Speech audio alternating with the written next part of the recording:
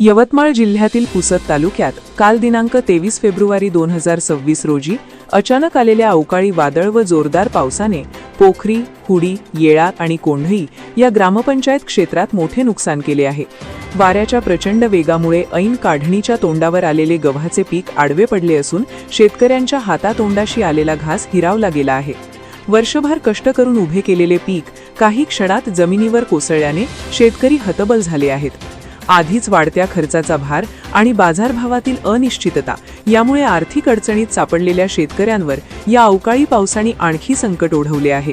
या पार्श्वभूमीवर तात्काळ पंचनामे करून शासनाने नुकसानग्रस्त शेतकऱ्यांना त्वरित आर्थिक मदत जाहीर करावी अशी ठाम मागणी शेतकऱ्यांकडून करण्यात येत आहे।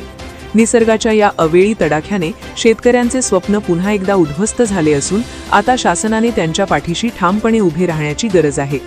काल दिनांक 23/2026 रोजी पोखरी, हुडी, कोंढई, येळा या परिसरात हवा व पाणी जास्त असल्या कारणानं गहू पूर्ण लवंडून असे जमीन दुस्त झाले व हरभरा पिकाचं पण नुकसान झालं।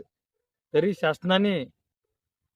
शासनाने या पिकाची पाहणी करून तात्काळ मदत करण्यात यावी ही नम्र विनंती।